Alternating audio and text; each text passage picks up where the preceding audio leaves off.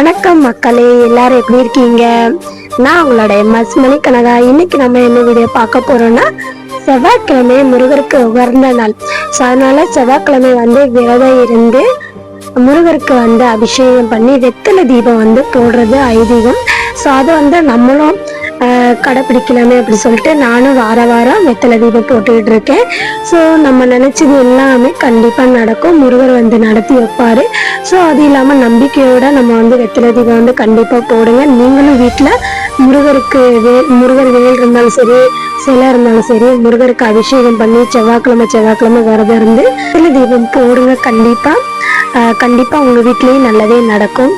So first பார்த்திங்கன்னா நான் பால் அபிஷேகம், அதுக்கடுத்து தயிர் அபிஷேகம், அப்புறம் இந்த வாட்டி புதுசாக சரி பல அபிஷேகம் பண்ணாமே அப்படின்னு சொல்லிட்டு தான் நான் அது பல அபிஷேகமும் ரெடி பண்ணி வச்சுருந்தேன். அதுவும் பண்ணேன்.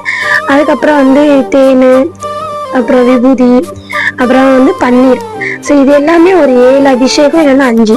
வீடியோ ஸ்கிப் பண்ணாமல் தொடர்ந்து பார்த்துட்டே இருங்க. லாஸ்ட் வரைக்கும் பாருங்கள். வெத்தலை தீபம் நம்ம எப்படி போட்டோம் அப்படிங்கிறதே நான் வீடியோவில் இருக்குது. ஸோ அதனால் ஸ்கிப் பண்ணிடாதீங்க.